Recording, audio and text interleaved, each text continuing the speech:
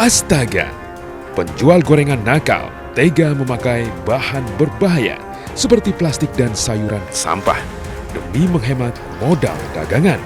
Langsung dimasukin gitu bu, tapi kita leleh itu. Itu nggak apa-apa bu, nggak apa-apa.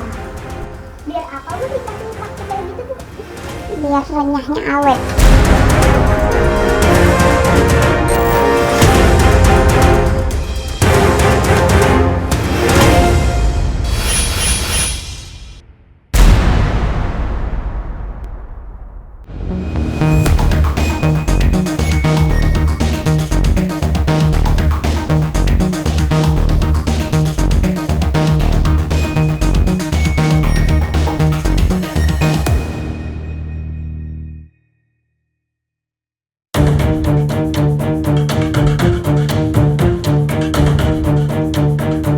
Kelangkaan minyak goreng yang terjadi sejak akhir tahun 2021 membuat antrian pembeli minyak goreng kian ramai.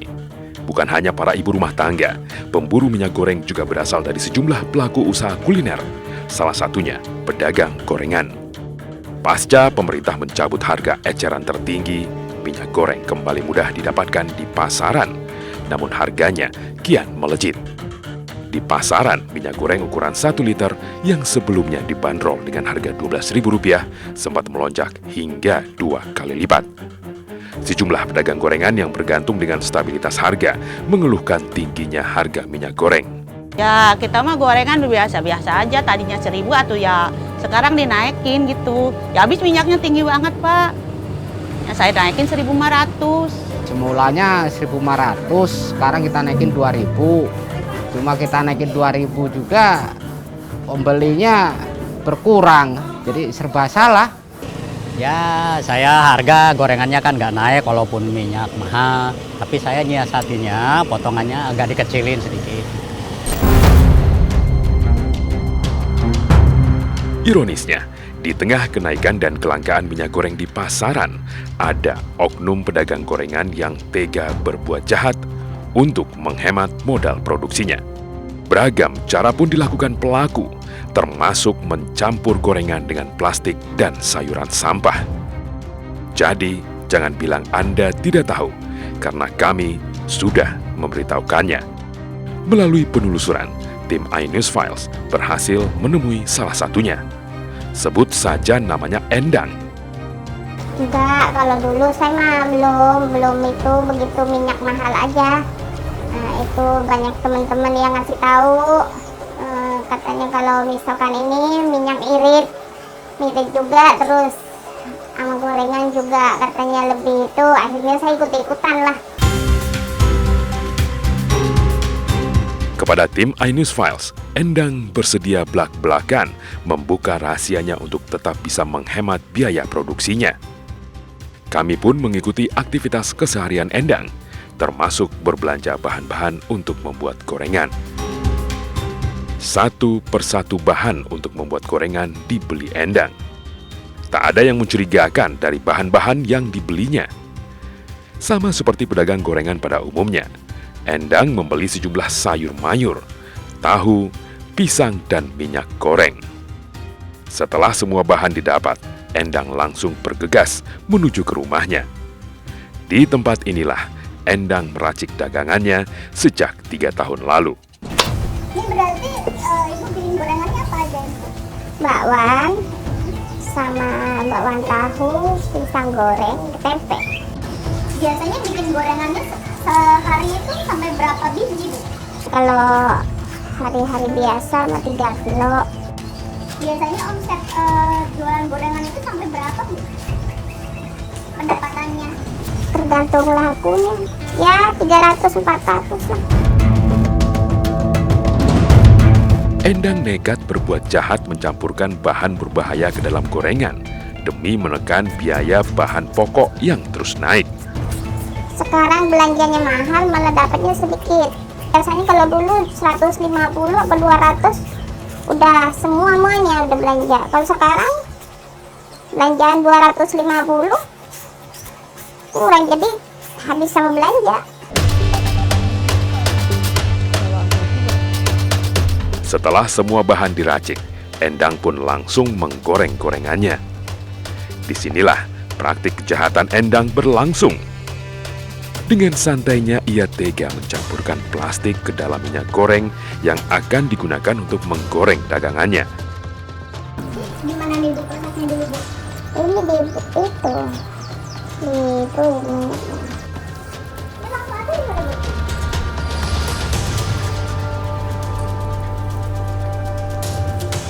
Langsung dimasukin gitu Bu? Iya, tapi ntar itu nggak apa-apa Bu? Nggak apa-apa. Biar apa Bu dikasih plastik kayak gitu Bu? Biar renyahnya awet.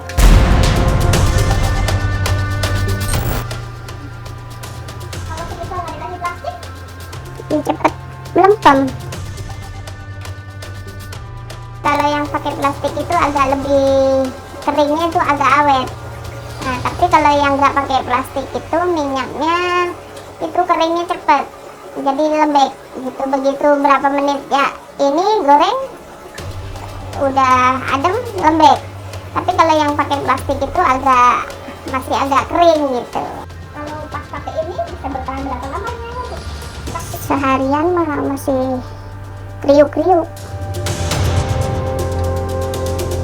Si plastik ini digunakan pada penambahan pada minyak goreng. Fungsinya untuk apa? Yang pertama agar kelihatan secara estetiknya itu lebih bagus. Kenapa minyak dengan adanya gorengan yang coklat terus selama berjam-jam tidak akan lembek ya, lebih keringnya lebih kriuk atau ini lebih estetik lah kalau yang kita lihat ya.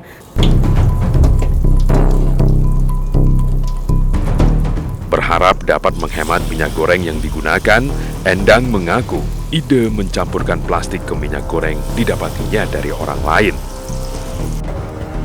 Ya, belajarnya mah belajar sendiri aja gitu. Cuman ada temen yang ngasih tahu suruh gorengan, suruh kasih plastik biar minyak gitu.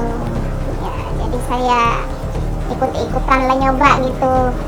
Sekali dua kali kok ternyata memang akhirnya ya saya menggunakan itu. Bikin jadi cepat matang juga nggak sih sebenarnya kalau plastik ini? Iya, ini cepet kan. Tuh cepet kan ya. Kalau pakai minyak aslinya lama gorengnya. Iya, jadi kalau pakai ada plastiknya agak cepet. Tapi itu jalannya matang gitu? Matang. Ironisnya, sebetulnya Endang tahu bahaya plastik jika tertelan para konsumennya. Namun, ia tetap nekat menggunakannya. Tahu. Ya, habis bagaimana lagi ya? Karena bahan-bahan sekarang naik semua. Benarnya ya untuk kesehatan kurang sih, cuman ya apa boleh buat gitu.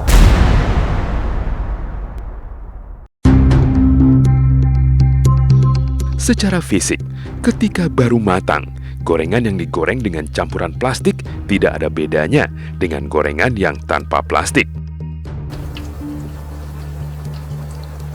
Kalau dari segi rasa gitu Bu, sebenarnya ada nggak sih Bu perbedaannya yang pakai minyak biasa sama yang enggak Bu? Malah enakan yang ini, yang pakai plastik enggak. Kalau pakai plastik itu tahan lama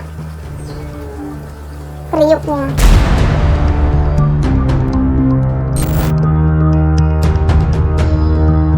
Selanjutnya, tempe, bakwan, dan tahu crunchy yang digoreng dengan minyak plastik ini pun siap dijajakan Endang di tempat ia biasa berjualan. Tak hanya Endang yang berlaku curang terhadap gorengannya, oknum pedagang lainnya pun memanfaatkan sayuran sampah sebagai bahan gorengan dagangannya. Seperti apa? Selengkapnya hanya di iNews Files.